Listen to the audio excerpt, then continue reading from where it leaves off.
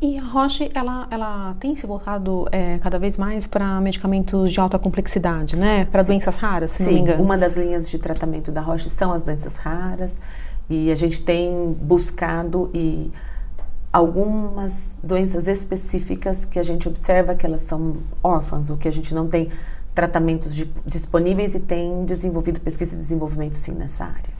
Queria entender um pouco mais sobre essa opção estratégica, né, de olhar para esse lado, né, e como que isso está sendo desenvolvido dentro da empresa. Sim.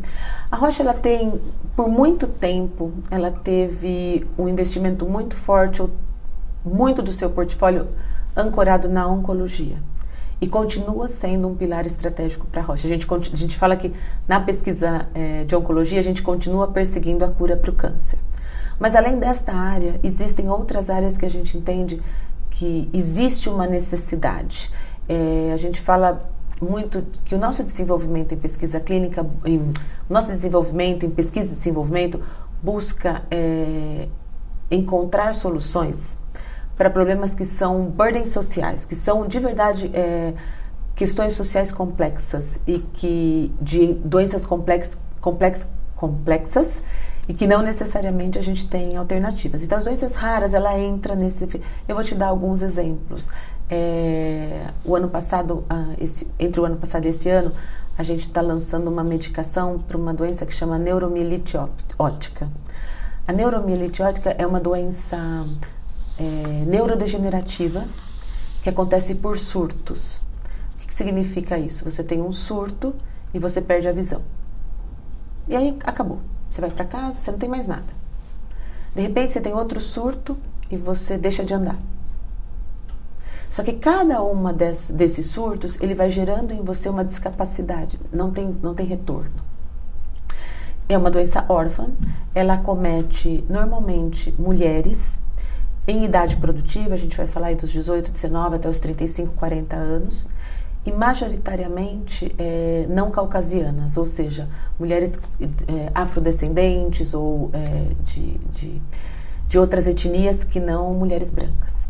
Então, é uma doença completamente órfã, discapacitante total, e uma área que a Roche encontrou uma molécula, uma medicação que ela, quando do primeiro surto, com um tratamento adequado, associado a outro tratamento, você pode reverter aquela discapacidade e a partir daquele momento, a administração da medicação evita que você tenha outros surtos. Então esse é um dos exemplos das doenças raras em que a Roche está investindo, mas também tem a distrofia muscular de Duchenne, tem outras enfermidades que são bastante específicas e muito impactantes em termos sociais, mas não tão divulgadas porque não são massivas, entendeu?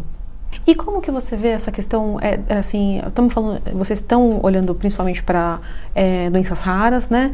E a gente sabe que tem muitos medicamentos nesse campo que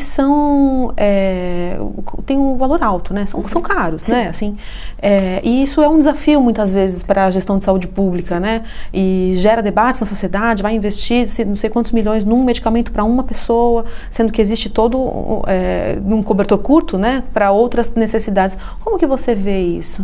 Eu vou te dar duas perspectivas diferentes. A primeira eu acredito pessoalmente e profundamente que qualquer pessoa tendo a necessidade de um tratamento, existindo um tratamento disponível, ela tem o direito de ter essa possibilidade. Primeiro ponto. Pela Constituição, todo mundo tem direito à saúde e à vida. O que acontece quando a gente pensa em custo, né, o que seria o custo disso? Quando você pensa numa doença massiva, a gente falou antes da hipertensão, a gente falou da obesidade, a gente falou das doenças cardiometabólicas. Então, assim, é um burden social, porque existe muita gente. Então, o investimento nessas doenças, ele é altíssimo, mas ele se justifica pelo número. E a outra pessoa, talvez o investimento seja, não são tantas pessoas, que bom que não são tantas pessoas, mas aquela pessoa que necessita, ela precisa daquela medicação. Agora, tem um outro lado dessa perspectiva, que é o que eu comentei antes, né? Quais são todos os custos que hoje estão sobrecarregando o orçamento da saúde e que não deveriam estar aí? Ou que estão consumindo, talvez, um orçamento? que poderia beneficiar uma pessoa de uma doença rara, mas que estão sendo usados por quê? Porque eu não faço investimento, ou eu não tenho investimento adequado em infraestrutura, eu não tenho água potável, e eu gero uma pessoa com uma doença que ela tem que ser tratada também. Ah, mas ela custa barato, mas são muitas pessoas. E esse é um dinheiro que a gente não precisaria estar investindo aí se eu tivesse investido em infraestrutura básica. Se eu tivesse uma população educada, que se alimentasse bem, eu tiro uma sobrecarga do sistema, do orçamento do sistema de saúde, várias questões como diabetes, como obesidade ou como hipertensão.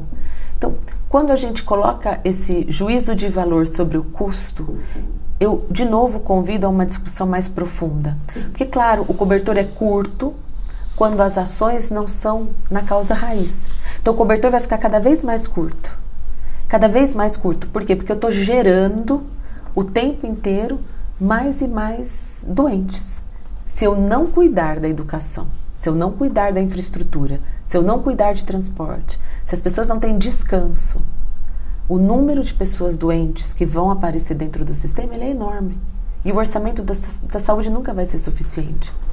E a gente não pode pensar que é um paciente de doença rara com um tratamento. Sim, se você pensar no custo individual do tratamento, ele é caro. Mas se você pensar que esse paciente ele toma uma dose desse medicamento, enquanto que um outro paciente ele toma a vida inteira muitas doses de outros medicamentos, qual seria a comparação adequada disso? Qual?